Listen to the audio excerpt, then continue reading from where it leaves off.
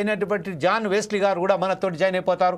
ప్రస్తుతం ఒకసారి మనం డాక్టర్ చెరుకు సుధాకర్ గారి దగ్గరికి వెళ్దాం. సుధాకర్ గారు, ఇంత దారుణమైన పరిస్థితులలో నిన్న సీఎం రేవంత్ రెడ్డి ఈరోజు వెళ్ళారు, నిన్న హరీష్ రావు వెళ్ళారు, అనేక మంత్రులు వెళ్ళారు.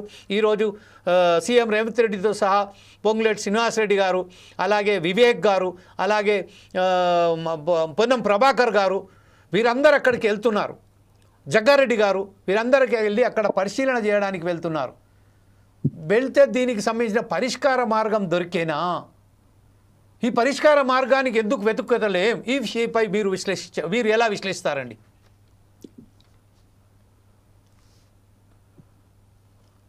సుధాకర్ గారు. ఇండస్ట్రియల్ యాక్సిడెంట్ అనేది దేశంలో ఒక సీరియస్ కన్సర్న్ కాకుండా పోవడం చాలా కాలం అయిపోయింది.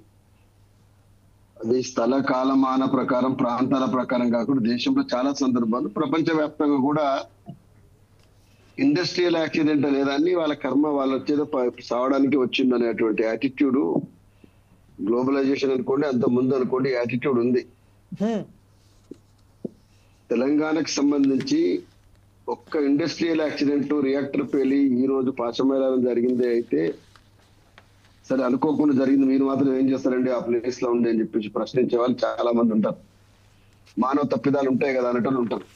బట్ నేనేమంటున్నా, కంటిన్యూస్ గా ఒక ఫిల్ఫరేజ్ లాగా ఇవాళ రాష్ట్ర వ్యాప్తంగా జరిగే ఫైర్ యాక్సిడెంట్లను గమనించినా, లేకపోతే రకరకాల ప్రమాదాలను గమనించినా, ఏ విధమైన ఆజమాయిషి కానీ పర్యవేక్షణ కానీ లేనటువంటి ఒక పూర్ అడ్మినిస్ట్రేషన్. నేను పొరపాటున కూడా ఇది ఒక్క ప్రభుత్వం ఎప్పుడే చేసిందని అనడం లేదు, ప్రభుత్వాలుగా చేయవలసిన బాధ్యతలో ఉన్నటువంటి గ్యాప్స్ ఇది సూచిస్తుంది.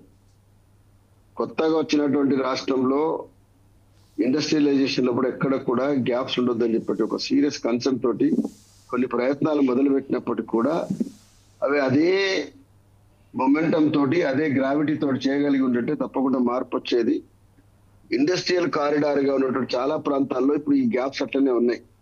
కొత్త ప్రాంతాన్ని మార్చాలి, ఇది ప్రజలకు అక్కడ పొల్యూషన్ కు ఇబ్బంది అవుతుంది, కాలుష్యం వల్ల ఇబ్బంది అవుతుంది అనేటువంటి ఒక దాంతో కొంత ప్రాంతాలు మార్చే ప్రయత్నం చేసినా కూడా, ఏ ప్రాంతం మార్చినా కూడా బేసిక్ ప్రిన్సిపల్స్, క్రైటీరియా ఏదైతే ఉంటుందో ఒక ఇండస్ట్రీ పెట్టినప్పుడు ఉండాల్సింది, అది కంటిన్యూ అవుతుందా లేదా అని చూడవలసిన బాధ్యత ఉన్నది.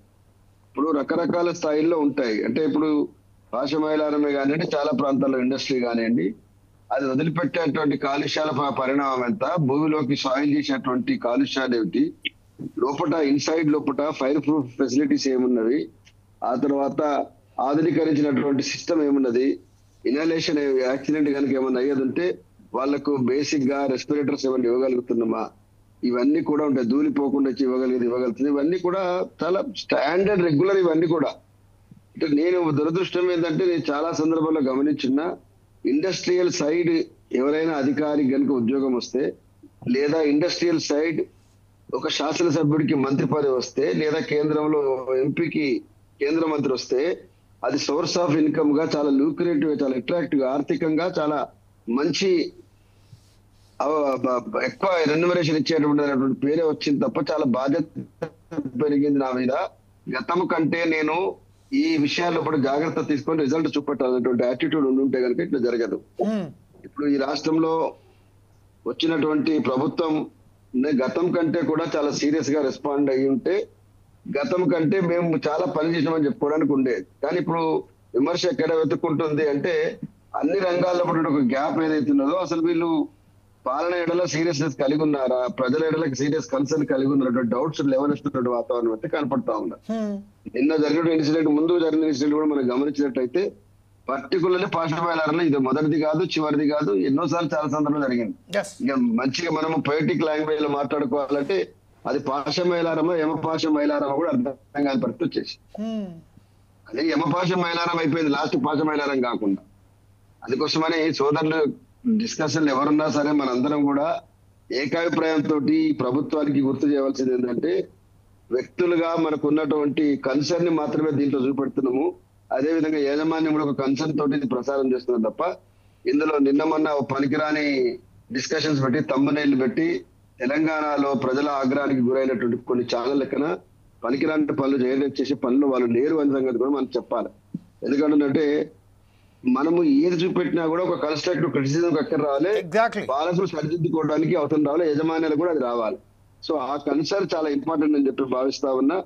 ఇమీడియట్ గా ఇప్పటికైనా కూడా నేనేమంటానంటే చాలా పెద్ద హ్యూమన్ లాస్ ఇది. బహుశా నాకు దేశంలో పడినే వన్ ఆఫ్ ది ఈ మధ్య కాలంలో చాలా పెద్ద బిగ్గెస్ట్ ఇండస్ట్రియల్ మిషప్ ఇది. ఆల్మోస్ట్ ఇప్పుడున్న క్షణానికి 40 చేరేటువంటి వాతావరణం ఉన్నది. 40-42 మంది అని అంటున్నారు. ఇప్పుడు ఇది ఎంత దూరం పోతుంది, ఇంకా మిగతా ఉన్నటువంటి క్షతగాతులైనటువంటి వాళ్ళు బర్న్ ఇంజరీస్ తోటి మోర్ దెన్ 30-40 పీపుల్ ఇంకా ఉన్నారు. నెంబర్ ఎంత మందిని చూపెట్టడం కూడా ఇండస్ట్రీ యాజమాన్యం తప్పు చూపెట్టడం అయితే అన్యాయం అయింది. అందరికి కూడా అసలు ఆ ఇండస్ట్రీకి ఉన్నటువంటి ఎలిజిబిలిటీ ఏమున్నది, అది ఎంత మందికి ఎంత ఇన్సూరెన్స్ పే చేయగలుగుతుంది కూడా చాలా సీరియస్ గా చూడాలి. కేంద్ర ప్రభుత్వం నిన్న 2 లక్షల రూపాయలకి శిరీష ప్రకటించేసినటువంటి ఒక సైలెన్స్ ఏదైతే ఉందో అది అన్యాయం అయింది అది. ఎందుకంటే భారతీయ జనతా పార్టీ సోదరులకు తెలియజేస్తామన్నా, మనం ఎన్ని మాట్లాడుకున్నా కూడా ఆపద సమయంలో ఒక జీవితమే పోయినప్పుడు రాష్ట్రాలకు అతీతంగా, ఎందుకంటే చనిపోయిన వాళ్ళలో చాలా మంది ఇతర రాష్ట్రాల మిత్రులు కూడా ఉన్నారు. ఆ మిత్రులు ఉన్నటువంటి చనిపోయినటువంటి బాధితులు ఎవరైతే అభాగ్యులు ఉన్నారో వాళ్ళు బీజేపీ పాలిత ప్రాంతాల్లో కూడా ఉన్నారు. అందుకోసం నేను వారికి విజ్ఞప్తి చేస్తుందంటే మినిమం ఒక 30 లక్షల రూపాయల స్పాట్ డెత్ అయిన వెంటనే ఇమ్మీడియట్ గా కుటుంబ సభ్యులకు అందజేసే వాతావరణాన్ని తీసుకోవాల్సిన అవసరం ఉన్నది. ఒక రైట్ డిమాండ్. ఈ మధ్య కాలంలో అహ్మదాబాద్ లో జరిగినటువంటి యాక్సిడెంట్ తర్వాత ఏకమొత్తంలో ₹1 ప్రభుత్వం ప్రకటించిన తర్వాత మనం కూడా ఏ డెత్ అయినా సరే అల్టిమేట్ గా నిర్లక్ష్యంతో జరిగింది అనుకున్నప్పుడు ఖచ్చితంగా కూడా ప్రభుత్వం నుంచి ఆ రెస్పాన్స్ ఉండాలి. అదే ₹1 నష్టపరిహారానికి 2 రాష్ట్ర కేంద్ర ప్రభుత్వాలు కట్టుబడి ఉండాలని చెప్పేసి కూడా నేను డిమాండ్ చేస్తాను.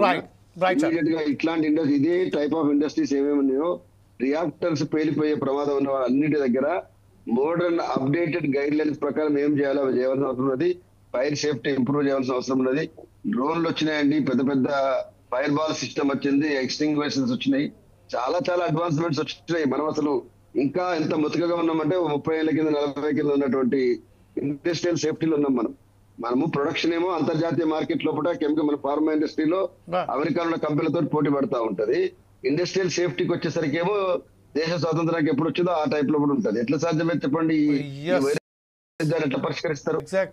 బాధ్యత వాళ్ళ మీద ఉన్నదని చెప్పి నేను భావిస్తా ఉన్నా. ఇమీడియట్ గా ఇప్పుడు దీనైతే అల్టిమేట్ ఇంకా అంటే నాకు తెలిసి మళ్ళీ తెలంగాణలో రెండు సార్లు బీఆర్ఎస్ ప్రభుత్వం వచ్చి వెళ్ళిన తర్వాత వచ్చినటువంటి కాంగ్రెస్ ప్రభుత్వానికి ఈ 2 ఏళ్ల లోపల చాలా ఛాలెంజెస్ ఏర్పడ్డవి. వారు ఇవాళ రేవంత్ రెడ్డి గారు కానీ మిగతా వాళ్ళు కానీ సీరియస్ గా మంత్రివర్గ సమావేశంతో పాటు అందరు ఆల్ పార్టీస్ పిలిచేసేసి దీంతో నిష్ణాతులను అందరూ గుర్తుపెట్టుకుని ఒక కమిటీ అర్జెంట్ గా వేసేసుకొని వార్ ఫుడ్ బేసిస్ లోపల అన్ని ఇండస్ట్రీస్ ధనాదాన్ని చెకప్ చేయాలా. దయచేసి ఈ ఇండస్ట్రీలో ఉన్నటువంటి దానికి చెక్ చేయడానికి, ఇది ఫైనాన్షియల్ గా బెదిరించి ఎక్కువ పైసలు వసూలు చేయడానికి ఒక అవకాశం దొరికింది అనేటువంటి యాటిట్యూడ్ తోటి అధికారులు ఉండొద్దు, మంత్రులు ఉండొద్దు అని చెప్పి మాత్రం విజ్ఞప్తి చేస్తాం. రైట్ సార్, ఇదే విషయంపై ఒకసారి మనం చూసినట్టయితే సిగాచి ఇండస్ట్రీస్, కెమికల్ ఇండస్ట్రీస్ సంబంధించి